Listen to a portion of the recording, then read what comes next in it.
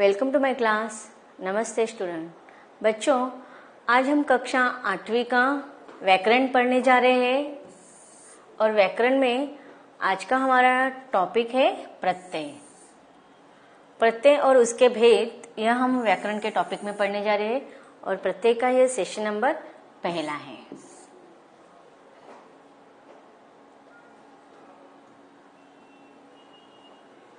यहाँ पर मैंने कुछ उदाहरण दिए हैं। सबसे पहले हम उदाहरणों को देखते हैं। पहला उदाहरण है घबराहट, दूसरा उदाहरण है सजावट, तीसरा है कड़वाहट, अगला है घुमक्कड़। तो देखो, घबराहट, इस शब्द को अगर मैं लेती हूँ और उसमें अगर मैं अलगाव करती हूँ तो देखो कैसे होता है वह।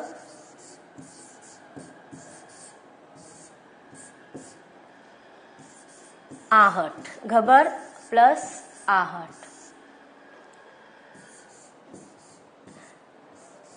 सजावट, इस शब्द को सज प्लस आवट। उसी प्रकार कड़वाहट, इसमें भी हम कड़वा या कड़व प्लस आहट।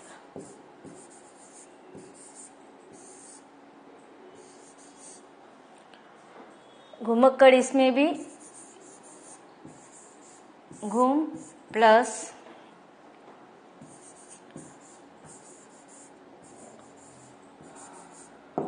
अक्कड़। तो देखो, इन दो शब्दों को जोड़ने से यह शब्द तैयार हुए कि घबरा प्लस आहट, सज प्लस आवट सजावट, कड़वा प्लस आहट कड़वाहट, घूम प्लस अक्कड़ घुमक्कड़। तो यहाँ पर जो दो शब्द को जोड़कर मैंने ये शब्द तैयार किए हैं, लेकिन इसमें अगर देखा जाए तो मूल शब्द कौन से हैं? घबरा, सजना, कड़वा, घूम, यह मूल शब्द है। और उसमें मैंने आहट, आवट, आहट और अक्कड़, इन शब्दों का मैंने प्रयोग किया है और मैंने यह शब्दों के अंत में लगाए, शब्द के पहले नहीं। इन बातों को ध्यान में रखना है। मैंने शब्द के अंत में लगाए हैं ये शब्द। तो ऐसे शब्द को हम क्या कहते हैं? प्रत्यय। तो जो शब्द या वर्ण के बाद आते हैं उसे हम प्रत्यय कहते हैं। और कुछ उदाहरण देखते हैं। अब देखिए, यहाँ पर भी वीर शब्द में ता प्रत्यय लगने से वीरता शब्द बना है। उसी प्रकार देश, इस शब्द में ई प्रत्यय लगे देने से देशी शब्द बना है। प्यास, इसमें आ यह प्रत्यय लगा देने से प्यासा शब्द बना है। श्री, इस शब्द में मान यह प्रत्यय लगा देने से श्रीमान शब्द बना है। तो इससे हमें पता चल रहा है कि प्रत्यय हमेशा शब्द के अंत में आते हैं तथा प्रत्ययों का हम अलग से प्रयोग नहीं कर सकते। दो बात मैंने कही आपसे। कौन सी दो बात कही है? कि प्रत्यय हमेशा शब्द के अंत में जुड़ते हैं तथा अगर शब्द से अलग प्रत्यय को हम प्रयोग करना है तो उसका कोई अर्थ नहीं निकलता है, उसका कोई प्रयोग नहीं कर सकते। जैसे कि अगर वीरता, इस शब्द में हम वीर का अर्थ ले सकते हैं, लेकिन ता को अगर हम अलग से बोल सकते हैं, उसका कोई अर्थ निकलता है नहीं। तो प्रत्ययों का अलग से अर्थ नहीं होता है, उसको अलग से प्रयोग हम नहीं कर सकते हैं। देशी, इस शब्द में भी अगर हम देखा जाए प्रत्यय निकाल देंगे तो देश शब्द से हमें पता चलता है उसका सार्थक शब्द है वह, और मीनिंग भी निकल रहा है, उसका अर्थ भी निकल रहा है। लेकिन ई का हम अलग से प्रयोग कर सकते हैं नहीं। उसी प्रकार प्यासा, इस शब्द में अगर देखा जाए तो प्यास, इसका हमें अर्थ समझ में आ रहा है, उसका हम अलग से प्रयोग कर सकते हैं। लेकिन आ, प्यासा में हमने आ प्रत्यय जोड़ा है, तो अगर प्रत्यय को हम अलग कर देते हैं तो उसका प्रयोग नहीं हो सकता है। तो इस प्रकार मैंने प्रत्यय की परिभाषा यहाँ पर लिखी है। देखते हैं, जो शब्दांश वर्ण या वर्ण समूहों के शब्दों के अंत में जुड़कर शब्दों को एक नया अर्थ प्रदान करते हैं या उनके अर्थ में विशेषता उत्पन्न कर देते हैं, ऐसे शब्द को हम कहते हैं प्रत्यय। तो क्या समझ में आ रहा है कि शब्दांश वर्ण या वर्ण समूह के अंत में जुड़कर एक नया शब्द प्रदान किया जाता है और उस नए शब्द का कोई अर्थ निकलता है, ऐसे शब्द को हम कहते हैं प्रत्यय। अब प्रत्यय में हमें दो बातों को ध्यान में रखना है कि प्रत्यय शब्द का स्वतंत्र रूप से प्रयोग नहीं किया जाता है। कि देखो जैसे कि देशी, इस शब्द में अगर देश प्लस ई, तो देश का हम प्रयोग कर सकते हैं, लेकिन ई का हम प्रयोग कर सकते हैं, प्रत्यय का हम स्वतंत्र रूप से प्रयोग कर सकते हैं नहीं। तो हमें याद रखना है प्रत्यय शब्द के अंत में आते हैं और प्रत्ययों का स्वतंत्र रूप से प्रयोग, अलग से प्रयोग नहीं किया जाता है। हमेशा याद रखिए जब भी प्रत्यय अलग करे तो जो भी शब्द बचे उसका कुछ ना कुछ अर्थ होता है। तो देखो अब देशी शब्द में देश प्लस ई, तो ई है प्रत्यय, इसका कोई अर्थ नहीं निकल रहा है, लेकिन प्रत्यय से अलग करके जो शब्द है, यहाँ पर कौन सा शब्द है, देश, तो देश इस शब्द से एक अलग अर्थ निकल रहा है, उसका कुछ ना कुछ तो अर्थ निकलता ही है। जैसे कि श्रीमान, श्रीमान इसमें भी अगर हमने प्रत्यय अलग करके लिखा तो श्री आता है, तो श्री का भी कुछ ना कुछ अर्थ निकलता है। तो प्रत्यय से छोड़कर अगर हम सिर्फ उन शब्दों का प्रयोग करते हैं तो उनका अर्थ निकलता है। आगे देखते हैं प्रत्यय के प्रकार। प्रत्यय के दो प्रकार होते हैं, कृत प्रत्यय अर्थात उसे हम कृदंत प्रत्यय भी कहते हैं, और दूसरा होता है तद्धित प्रत्यय। अब प्रत्यय में हमें ध्यान देने योग्य बात है कि प्रत्यय हमेशा शब्द के अंत में आते हैं, और उसके पहले कक्षाओं में हमने पढ़े हैं प्रत्यय और उपसर्ग। अगर आपको उपसर्ग के लिए फर्क क्या है, दोनों में ऐसे प्रश्न पूछे जाते हैं, तो उसका उपसर्ग हमेशा शब्द के शुरुआत में आते हैं और प्रत्यय हमेशा शब्द के अंत में। जैसे कि स्वागत, इसमें अगर हमने सु शब्द लिख दिया तो सुस्वागत होता है, तो इसे हम क्या कहेंगे, उपसर्ग। प्रत्यय नहीं, प्रत्यय शब्द के अंत में आते हैं और उपसर्ग शब्द के शुरुआत में। तो इस प्रकार हमने प्रत्यय और उपसर्ग का फर्क देख लिया है। अब प्रत्यय के प्रकार को देखते हैं। प्रत्यय के दो प्रकार है, कृदंत प्रत्यय अर्थात कृत प्रत्यय, और दूसरा है तद्धित प्रत्यय। तो सबसे पहले हम कृत प्रत्यय किसे कहते हैं वह पढ़ते हैं। यहाँ पर मैंने कृत प्रत्यय अर्थात कृदंत प्रत्यय की डेफिनेशन लिखी है। जो प्रत्यय क्रिया के मूल रूप अर्थात धातु से जुड़कर संज्ञा या विशेषण शब्द बनाते हैं उन्हें हम कृत प्रत्यय या कृदंत प्रत्यय कहते हैं। अब देखिए यहाँ पर क्या लिखा है कि जो प्रत्यय क्रिया के मूल रूप अर्थात धातु। अब क्रिया के मूल रूप या धातु का अर्थ क्या होता है कि देखो जैसे कि शब्द लिखा है मैंने चलना, यह क्रिया लिखे हैं, तो चलना इसमें मूल क्रिया या धातु क्या है, अब ना यह क्या है, प्रत्यय है। तो चल प्लस ना, तो ना यह प्रत्यय है, तो चल यह क्या है, मूल क्रिया, इसे हम क्या कहेंगे, मूल क्रिया, और मूल क्रिया को ही हम क्या कहते हैं, धातु। तो क्रिया का मूल रूप या क्रिया का धातु रूप इसे हम कहेंगे जो प्रत्यय छोड़कर, जैसे चलना में चल, बैठना में बैठ, हंसना में हंस, इसे हंस, उठ, बस, सुन, ऐसे जो शब्द होते हैं उसे हम क्रिया के मूल रूप या फिर धातु कहेंगे। और जब उसमें प्रत्यय जोड़े जाते हैं तो वह मूल क्रिया का पूरा रूप होता है, जैसे कि चलना, उठना, बैठना, हंसना, हंसी, यह पूरे जब प्रत्यय जोड़े जाते हैं तो पूरा रूप तैयार होता है और उसे हम कहेंगे कृत प्रत्यय।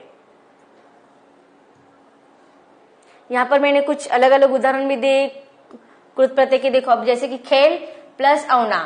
औना यह प्रत्यय है। खेल में औना यह प्रत्यय जोड़ देने से शब्द बना खिलौना।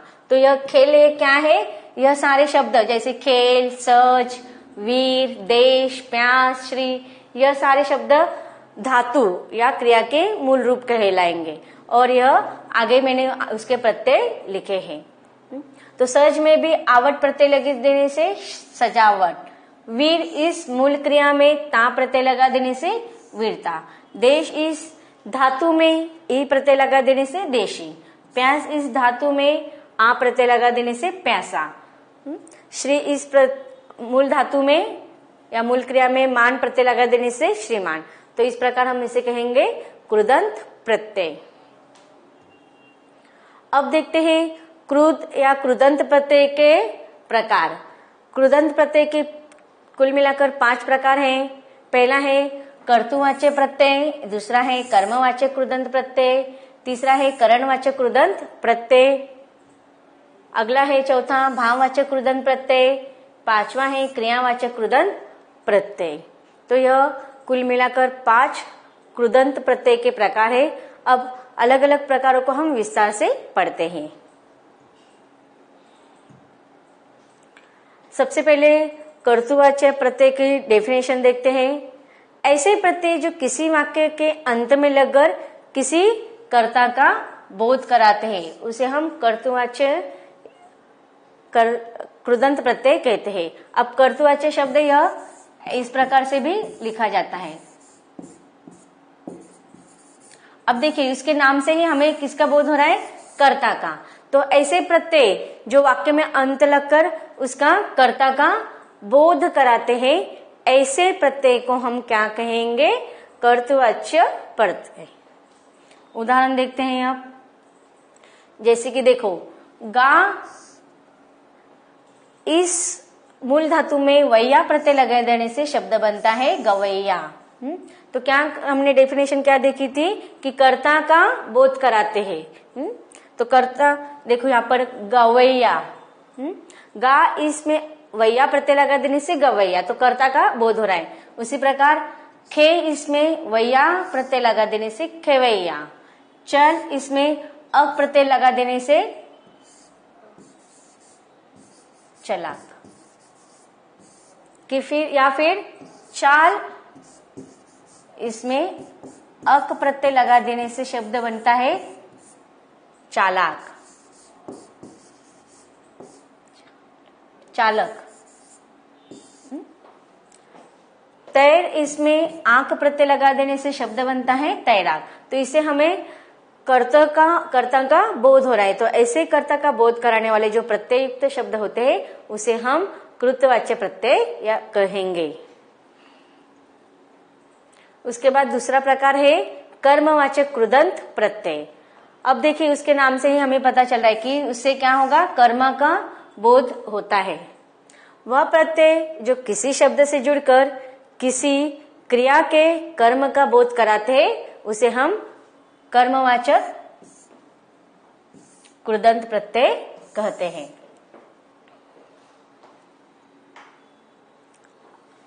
खा इसमें ना प्रत्यय लगा देने से खाना, पूज इसमें आ प्रत्यय लगा देने से पूजा, मतलब कर्म का बोध हो रहा है। यहाँ पर खाना खाना यह कर्म है, पूजा करना कर्म है। कह प्लस आनी, कहानी, कहानी कहना, इससे हमें कर्म का बोध हो रहा है। लग आन लगान,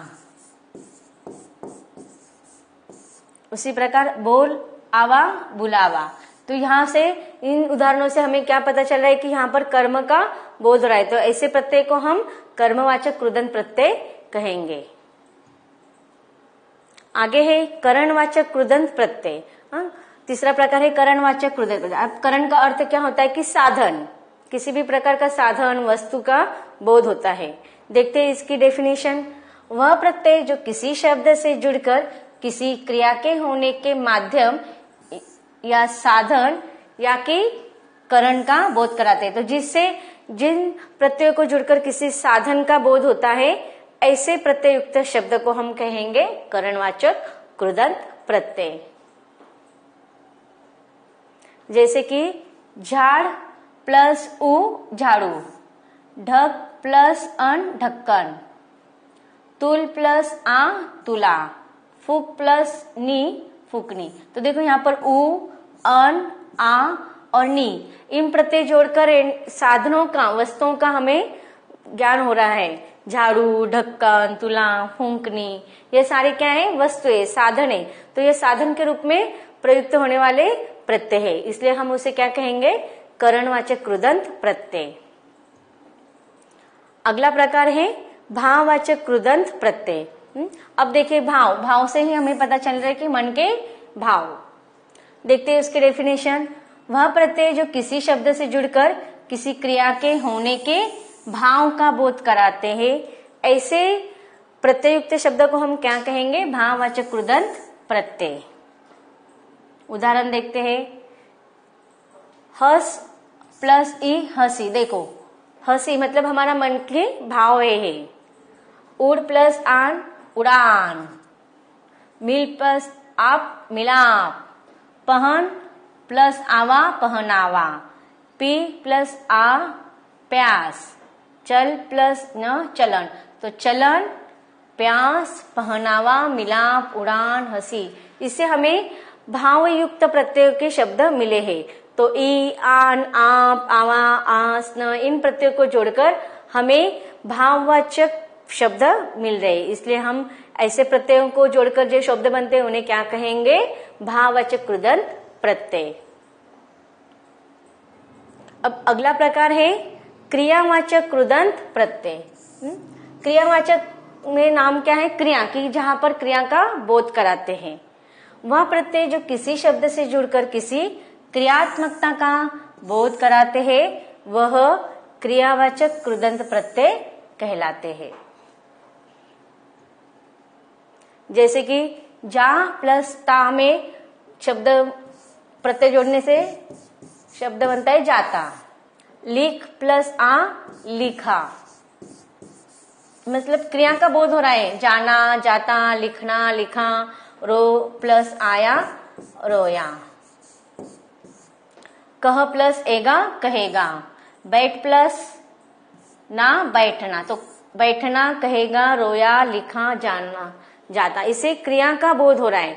तो ऐसे शब्द या ऐसे प्रत्यय जो जोड़ने से बाद क्रियावाचक शब्द बनते हैं, तो ऐसे प्रत्यय युक्त शब्द को हम कहेंगे क्रियावाचक कृदंत प्रत्यय। तो बच्चों, अब तक हमने प्रत्यय के अलग अलग प्रकार पढ़े। प्रत्यय का पहला प्रकार पढ़ा और उसमें हमने उसके 5 प्रकार पढ़े, कृदंत प्रत्यय और उसके अलग अलग 5 प्रकार। अब इसके अगला प्रत्यय पढ़ेंगे हम, लेकिन इसके अगले भाग में। मिलते हैं इसके अगले भाग में।